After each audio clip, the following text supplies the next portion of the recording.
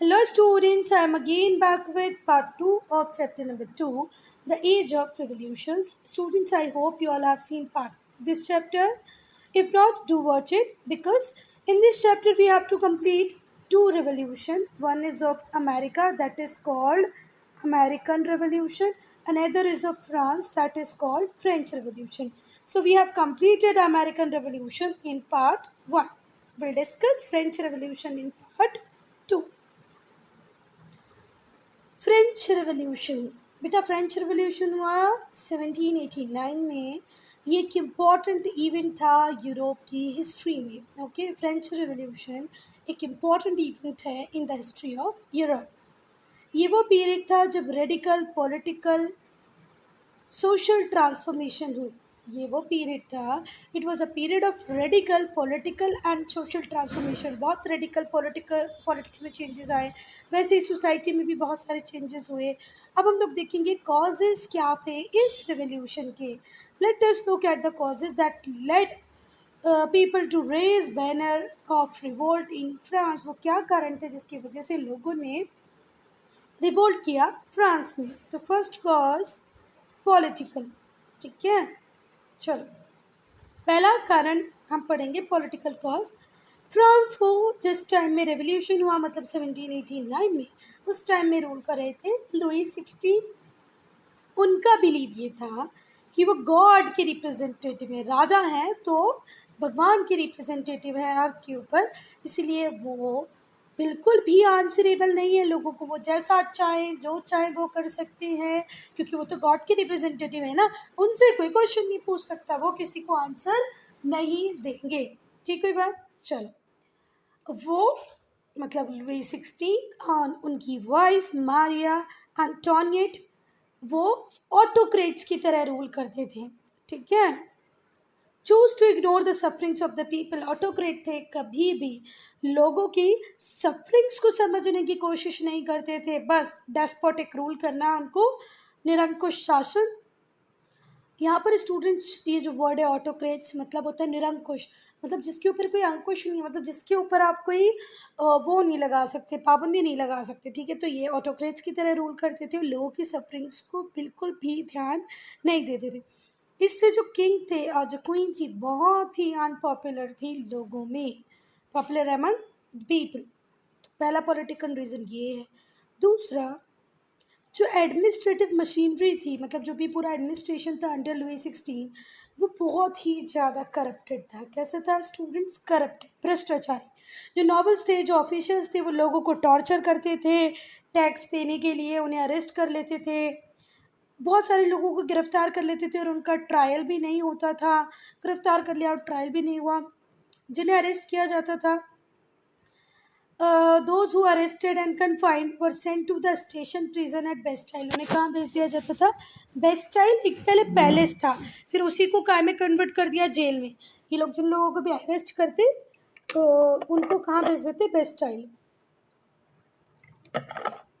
Bastille क्या था बेटा? पहले एक पैलेस था, पर बाद में उसको ही क्या बना दिया था? जेल बना दिया था. Bastille thus become a single of state operation. State operation मतलब लोग, जो सरकार थी उसकी पाबंदियों का, उसके निरंकुश शासन का, मतलब उसकी बेलगाम जो वो रूल कर रहा था उसका बेस्टाइल एक सिंबल था, डेस्पोटिज्म का सिंबल था, ऑटोक्रेसी का सिंबल था. क्या? आपका बेस्टाइल पैलेस. किसी को भी पकड़ो, गिरफ्तार करो, उसका ट्रायल करना है करो, नहीं करना नहीं करो, उसको जेल में डाल दो. तो ये थे पॉलिटिकल रीज़न. अब हम सोशल रीज़न की बात करें तो जो फ्रांस की सोसाइटी थी वो 3 क्लासेस में और स्टेट्स में डिवाइड थी. ये एस वाला नहीं, ई वाला स्टेट है, मतलब क्लास में डिवाइड थी. ठीक है, फर्स्ट स्टेट की अगर हम बात करें तो वो होते थे क्लर्जी, चर्च ऑफिशियल्स. वो अपने फादर देखे होंगे ना, जो पूरे वाइट वाइट कपड़े पहन के क्रॉस जो रहता है वो. कई बार आपने वो वाली मूवीज़ में भी देखे होंगे, भूत वाली मूवीज़ में भूत को भगाने के लिए आते हैं ना. तो जो फर्स्ट स्टेट था उसको कंसीडर, वैसे ये लोग होते हैं कौन? क्लर्जी, मतलब जो चर्च के अंदर रहेंगे, जो फादर होते हैं, आप लोगों ने देखा होगा, जो राइट कंडक्ट क्या है वो क्रिश्चियनिटी का लोगों को बताते हैं. ठीक है बात. तो चलो, तो जो क्लर्जी हैं, चर्च ऑफिशियल्स हैं, वो आते थे फर्स्ट स्टेट में. सेकेंड स्टेट में आते थे नोबेलिटी, मतलब राजा, राजा का परिवार, king, his family and all, ये second state. Third state which consisted of peasant, third state में पीजेंट्स भी आएंगे, वर्कर्स भी आएंगे, बुर्जुआज भी आएंगे। बुर्जुआज के अंदर कौन आ जाएंगे बच्चा? Merchants, trader, doctor, teacher, lawyer and so on. ठीक है। Constitute about 95% of total population, और इनकी पॉपुलेशन कितनी थी? 95%। It means first two state, that is clergy and nobility, इनकी सिर्फ कितनी पॉपुलेशन थी? 5%। ओके। जो बुर्जुआज थे और जो मिडिल क्लास थी वो टैक्स पे करती थी, पर उसकी कोई सोशल स्टैंडिंग नहीं थी। मतलब देखो, हम टैक्स पे करें, हमें कंसल्ट करना ज़रूरी है ना। जैसे कॉलोनीज़ ने भी, अमेरिकन कॉलोनीज़, अमेरिकन वॉर में हमने क्या पढ़ा कि नो टैक्सेशन विदाउट रिप्रेजेंटेशन, उनकी भी वही डिमांड थी कि हमें रिप्रेजेंटेशन। तो ऐसे ही यहाँ पर थर्ड स्टेट टैक्सेस तो पे करती थी, पर उसकी कोई सोशल स्टैंडिंग नहीं थी, कोई रिप्रेजेंटेशन नहीं था। They were unhappy with the way they were treated, वो बहुत दुखी थे जिस तरीके से उन्हें ट्रीट किया जाता था फर्स्ट टू क्लास द्वारा। जो फर्स्ट और सेकेंड स्टेट थी, जैसा ट्रीटमेंट देती थी थर्ड स्टेट को, उससे वो बिल्कुल भी हैप्पी नहीं थे। They were the only people who were paying tax, मतलब स्टेट की जो मशीनरी है वो किसके टैक्स के कारण चल रही है? मिडिल क्लास के टैक्स के कारण चल रही है। Then too they have no social standing, तो दुख तो होता है। पर बेटा जो फर्स्ट और सेकेंड क्लास के जो लोग थे, मतलब जो क्लर्जी थे, जो नोबेलिटी थी, वो बहुत सारे पॉलिटिकल और सोशल राइट्स एंजॉय करती थी। ठीक है। थर्ड स्टेट को कोई राइट नहीं थे, कोई प्रिविलेजेस नहीं थे। तो मतलब वाइड स्प्रेड डिस्पैरिटी थी, मतलब लोगों में बहुत ज़्यादा वो था, भेदभाव करते थे, इनइक्वालिटी थी। नाउ इकोनॉमिक, हमने पॉलिटिकल पढ़ लिए। पॉलिटिक्स में हमने देखा कि जो किंग था वो बहुत ऑटोक्रेटिक था, लोग उसको पसंद नहीं करते थे। फिर हमने पढ़ा सोसाइटी, सोसाइटी 3 पार्ट्स में डिवाइड थी। थर्ड स्टेट टैक्स पे करता था। अब हम पढ़ेंगे इकोनॉमिक। इकोनॉमिक को हिंदी में बोलते हैं बेटा आर्थिक। आर्थिक मतलब रिलेटेड टू मनी, पैसे वाली क्या प्रॉब्लम थी। चलो, पैसे वाली प्रॉब्लम देखेंगे अब हम। इकोनॉमिक कॉजेज, जो लग्जरियस लाइफ स्टाइल थी रूलर की, नोबेलिटी की, क्लर्जी हो, नोबल पीपल हो, रूलर हो, सबका लाइफ स्टाइल एकदम लग्जरियस हुआ करता था। एंड द फ्रीक्वेंट वॉर्स, एक तो इनके लग्जरी लाइफ स्टाइल का खर्चा, दूसरा ये जो वॉर लड़ते थे उसका खर्चा। Expenses of war, expenses on luxury life of ruler, nobility and clergy. अब देखो, इतना बड़ा इनका तो पैलेस है। The palace of Versailles was the official residence of French monarchy. राजा कोई भी बने वो इसी ही पैलेस में रहेगा। कितना बड़ा पैलेस है भाई, इसमें कितने सारे सर्वेंट्स होते होंगे, जो मशाले जलती होंगी मतलब रोशनी के लिए। जो भी कुछ है, अगर बिल भी आएगा, इलेक्ट्रिसिटी बिल आएगा, अगर मसाले जलाओगे तेल वेल से, तो वो कितनी लगेंगी, कितने सारे लोग इसमें काम करेंगे। तो बहुत ज़्यादा ग्रैंड लाइफ स्टाइल होता था। इसको अब वर्ल्ड हेरिटेज साइट बोलते हैं। किसको? पैलेस ऑफ वर्सेल्स का के अंदर है वर्ल्ड हेरिटेज साइट।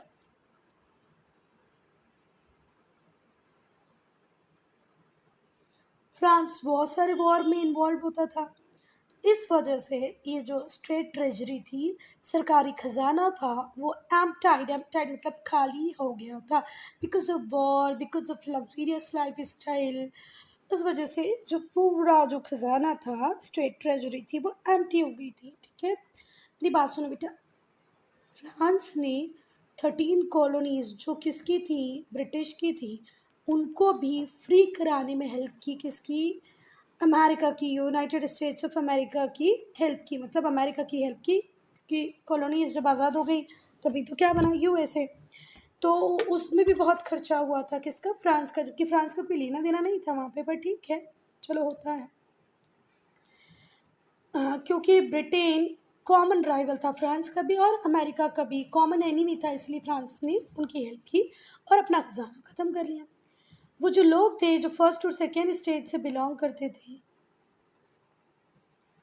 इतने रिच थे, पर भी उन्हें कोई टैक्स नहीं देना पड़ता था। एग्जम्प्ट मतलब छूट दे देना। सो in spite of having huge amount of money with the first state and the second state, they were exempted from paying tax. उनसे कोई टैक्स नहीं लेता था. जो पूरा बर्डन था टैक्सेशन वो किसके ऊपर आता था? थर्ड स्टेट के ऊपर. सारा की सारा टैक्स देते थे थर्ड स्टेट के लोग. थर्ड स्टेट में भी जो वर्स्ट स्टेट थे वो पीजेंट्स और वर्कर्स थे. They had to pay many taxes such as tax on land, salt, items of daily use and so on. नमक के ऊपर टैक्स देना है, बहुत सारे डेली आइटम्स के ऊपर टैक्स देना है, ज़मीन के ऊपर टैक्स देना है. इतना इनका इनकम नहीं थी जितना इनसे टैक्स कलेक्ट किया जाता था. Very often they were force to work without payment. और कई बार उनसे काम भी करवाया जाता था बिना उन्हें पेमेंट दिए. ठीक है, जैसे कि रोड कंस्ट्रक्शन वगैरह का काम उनसे करवाया जाता था. नाउ इंटेलेक्चुअल, हम इसको one of the main cause मान सकते हैं फ्रेंच रेवोल्यूशन का. इंटेलेक्चुअल, बहुत सारे फिलोसफर थे जैसे कि वोल्टायर, रूसो, डेट्रोट, डाइड्रॉट. कौन कौन बच्चा? फिलोसफर्स, दार्शनिक जो हमें फिलॉसफी वगैरह बताते हैं, आइडियल कंडक्ट क्या होना चाहिए, उसमें से थे वोल्टायर, रूसो और डाइड्रॉट. इन्होंने लोगों को इंस्पायर किया कि आप लोगों को उठना चाहिए, आवाज़ उठाना चाहिए. जिस भी फॉर्म में इनइक्वालिटीज़ आपके साथ हो रही हैं, इनजस्टिस आपके साथ हो रहा है या करप्शन हो रहा है, ये नहीं होना चाहिए. और अगर ऐसा होता है तो ये गलत है. ये इसके लिए आवाज़ आप उठाओ. ऐसा किसने बोला? वोल्टायर, रूसो, डाइड्रॉट, इन लोगों ने बोला. ठीक है, भ्रष्टाचार के अगेंस्ट में उठो, खड़े हो जाओ. इन्होंने लोगों को समझाया, बताया, पढ़ाया कि जो रियल पावर है वो लोगों के पास होनी चाहिए. ठीक है, और जो किंग होना चाहिए वो किंग ऐसा होना चाहिए जो लोगों की इच्छा से काम करे. ठीक है बात. They preach that real power rested with the people. Real power तो लोगों के पास होनी चाहिए. जो किंग है वो लोगों की इच्छाओं के हिसाब से काम करे. In case the king failed to do so, अगर राजा किसी वजह से ऐसा ना कर पाए तो लोगों के पास पूरा राइट है कि वो उसे रिमूव कर दें. ठीक है. If the if the king is not ruling according to the public, then the public has complete right to overthrow the existing government monarch. क्योंकि राजा लोगों के लिए ही है बेटा. Influence of the American War of Independence. France had supported the colonist in the America. मैंने बताया था ना आपको एक कारण ये भी था एम्प्टी ट्रेजरी का कि फ्रांस ने बहुत सपोर्ट किया अमेरिका को. अमेरिका की जो कॉलोनीज़ थी उनके वॉर ऑफ इंडिपेंडेंस में, उनकी स्वतंत्रता की लड़ाई में किसने मेजर रोल प्ले किया? फ्रांस ने. फंडिंग भी दी, आइडियाज़ भी दिए. तो बहुत सारे जो फ्रेंच सोल्जर्स थे उन्होंने भी पार्ट लिया इस वॉर में. किस वॉर में? अमेरिकन वॉर ऑफ इंडिपेंडेंस में. जब ये सोल्जर्स वापस आए फ्रांस में तो ये रेवोल्यूशनरी आइडिया लेके आए डेमोक्रेसी का और नेशनलिज्म का. सी स्टूडेंट्स, इस पैराग्राफ को बहुत ध्यान से समझने की ज़रूरत है कि भाई वो फ्रांस की आर्मी अगर अमेरिका को आज़ाद करवा सकती है, उसको एक डेमोक्रेटिक कंट्री बना सकती है, तो खुद फ्रांस में डेमोक्रेसी क्यों नहीं हो सकती? तो जो सोल्जर्स जो लड़ने गए थे किससे? ब्रिटेन से. किसके सपोर्ट में? अमेरिका के सपोर्ट में. वो लोग जब वापस आए लड़के फ्रांस तो वो अपने साथ रेवोल्यूशनरी आइडियाज़ लेके आए. Ideas of what? Democracy and nationalism, राष्ट्रवाद और प्रजातंत्र. द आउटब्रेक, अब वो रीज़न जिससे ब्लास्ट हो गया, रिवोल्ट हो गया, लोग अब तो रुक ही नहीं पाए. अभी तक तो जैसे तैसे वो लोग सहन कर रहे थे पर अब बोला नहीं, अब नहीं रुकेंगे. Summoning of state general. Summoning का मतलब होता है बुलाना, और किसको बुलाया? State general. अब स्टेट जनरल क्या था? एक बॉडी थी जो रिप्रेजेंटेटिव थी. किसका रिप्रेजेंटेटिव थी? किसको रिप्रेजेंट कर रही थी? 3 स्टेट्स को, तीनों स्टेट को रिप्रेजेंट करने वाली एक बॉडी जिसको हम स्टेट जनरल बोलते थे उससे बुलाया गया. और आज के पहले उसे कब बुलाया गया था? 1614 में. अभी हम हैं बेटा 1789 में. मतलब जब ये मीटिंग बुलाई जा रही है, जब वो कौन सा पीरियड है? 1789. और इसके पहले इसे कब बुलाया गया था? सॉरी 1614 में, कब बुलाया गया था? 1614 में। तो लगभग 175 ईयर बैक इसको बुलाया गया था और अब आज बुलाया गया है। समझ आगे बात फिर से सुनना। आउटब्रेक ऑफ रिवॉल्यूशन, तो आउटब्रेक कैसे हुआ? जब स्टेट जनरल की मीटिंग बुलाई गई। स्टेट जनरल की मीटिंग इसके पहले 1614 में बुलाई गई थी, जो कि जो करंट डेट थी जिस दिन के आउटब्रेक को हम पढ़ रहे हैं उससे 175 ईयर पहले बुलाई गई थी।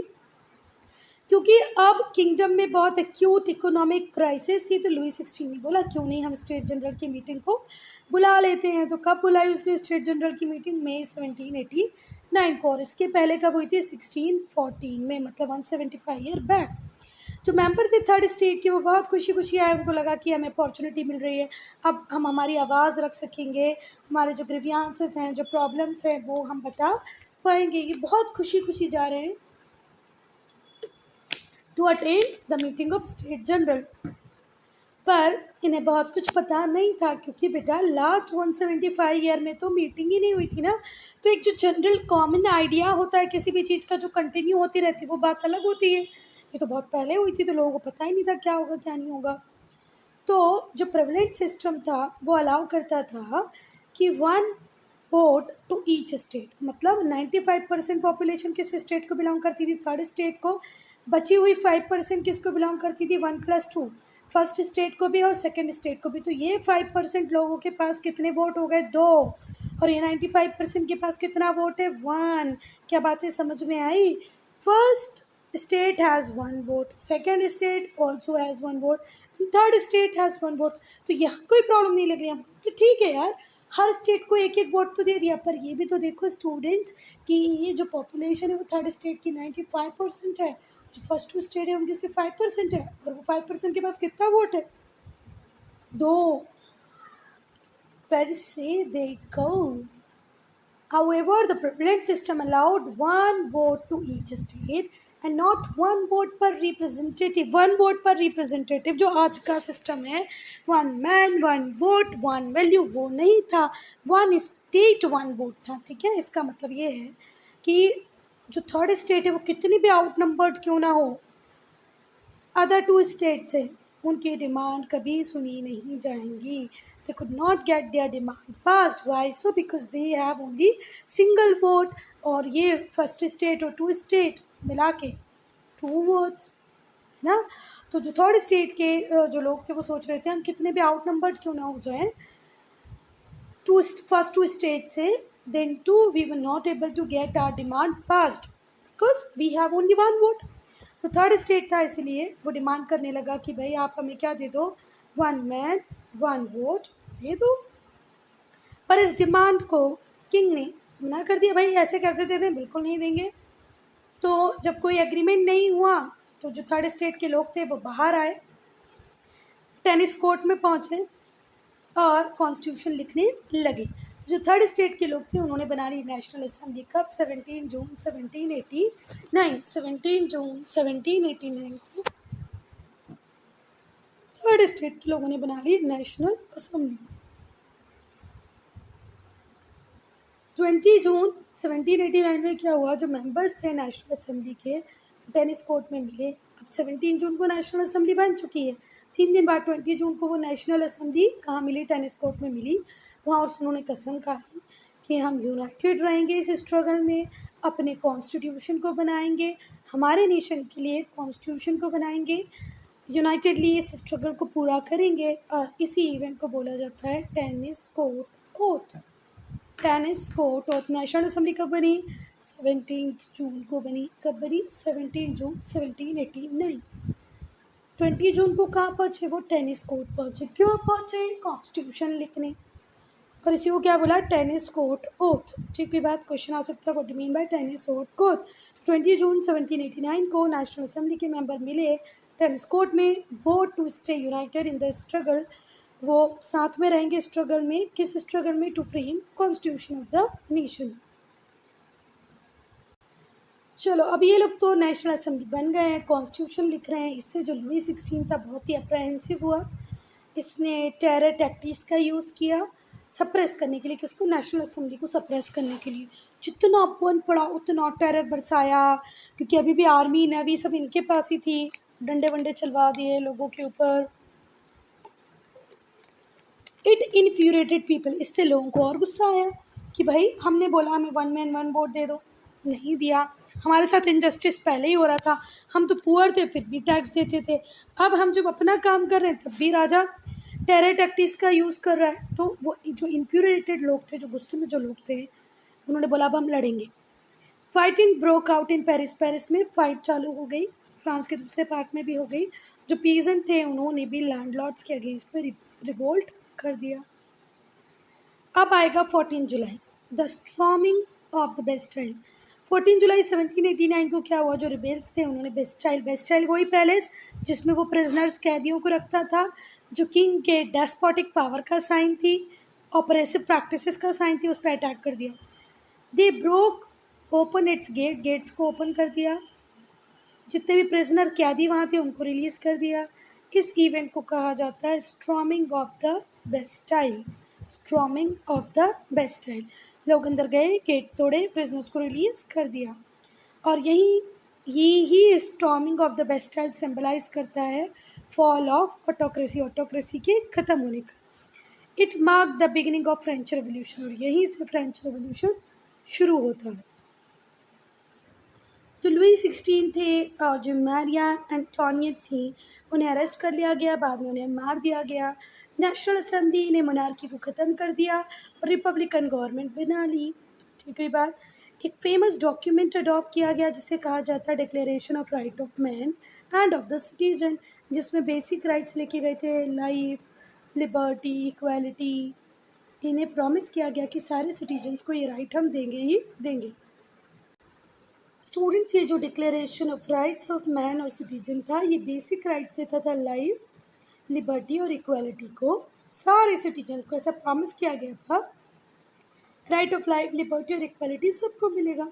जो आइडियल्स थे लिबर्टी, इक्वालिटी और फ्रेटर्निटी के, ये गाइडिंग प्रिंसिपल बने किसके? रिपब्लिक ऑफ फ्रांस के। इम्पैक्ट ऑफ रेवोल्यूशन, क्या रेवोल्यूशन का इम्पैक्ट हुआ? In France the revolution led to the destruction of, किसका डिस्ट्रक्शन हुआ? मोनार्की का, फ्यूडलिज्म खत्म हुआ, मोनार्की खत्म हुई और ग्रोथ हुई इकोनॉमिक। ठीक है, एक न्यू इकोनॉमिक सिस्टम जिसको हम बोलते हैं कैपिटलिज्म, उसकी ग्रोथ हुई। ठीक हुई बात। फिर से देखो क्या इफेक्ट था, क्या इम्पैक्ट पड़ा फ्रेंच रेवोल्यूशन का? मोनार्की खत्म हो गई, फ्यूडलिज्म खत्म हो गया, एक नया ही इकोनॉमिक सिस्टम आया, इकोनॉमी की बहुत ज़्यादा ग्रोथ हुई। उस नए इकोनॉमिक सिस्टम को हमने क्या बोला? कैपिटलिज्म। फ्रांस रिपब्लिक बन गया, यहाँ के लोगों को ह्यूमन राइट्स मिल गए। अब वहाँ पर वोट होती थी, they could now vote, elect their representative. वो वोटिंग करके अपने रिप्रेजेंटेटिव को इलेक्ट कर सकते थे, पर ऐसा पहले नहीं था। आउटसाइड फ्रांस की हम बात करें उसके पहले मैं एक इम्पॉर्टेंट पर्सनालिटी आप लोगों को बताना चाहूँगी। ये हैं मारिया गेस, जो लीडिंग प्ले राइटर थी और फेमिनिस्ट थी फ्रांस से। इन्होंने जैसे डिक्लेरेशन ऑफ मैन लिखा था, है ना, अभी हम लोगों ने देखा डिक्लेरेशन ऑफ मैन, वैसे ही इन्होंने declaration of right of women लिखा एंड द फीमेल सिटीजन। उसमें फीमेल की बात नहीं थी, देखो मैं किसकी बात कर रही हूँ, इसकी बात कर रही हूँ। Declaration of right of man end of the citizen, ये है वो declaration of right of man and citizen. और ये जो थी मारिया गेस, इन्होंने बोला भाई ऐसा क्यों, वीमेन को भी राइट्स मिलना चाहिए, फीमेल सिटीजन की भी बात होनी चाहिए। और इन्होंने वोटिंग राइट की डिमांड की, विमेन वोटिंग राइट की डिमांड की। She also campaign the cause of women's right to inherit property, और इन्होंने ये भी बोला कि औरतों को प्रॉपर्टी रखने का भी राइट होना चाहिए, उन्हें वोटिंग का राइट भी होना चाहिए। आउटसाइड फ्रांस क्या इम्पैक्ट पड़ा किसका? इस फ्रेंच रेवोल्यूशन का। ये जो फ्रेंच रेवोल्यूशन था, इसने नेशनलिज्म की आइडिया को बहुत ज़्यादा पॉपुलराइज कर दिया। लोग अपने आप को आइडेंटिफाई करने लगे किस तरीके से, एक पर्टिकुलर नेशन की तरह से। लोग अपने आप को एक नेशन का पार्ट समझने लगे। बहुत सारी कंट्रीज़ थी यूरोप की, डिवाइडेड थी into number of smaller region, छोटे छोटे रीजन्स में उन्होंने अपने आप को यूनाइट करने की कोशिश की, नेशन स्टेट्स बनाने की कोशिश की।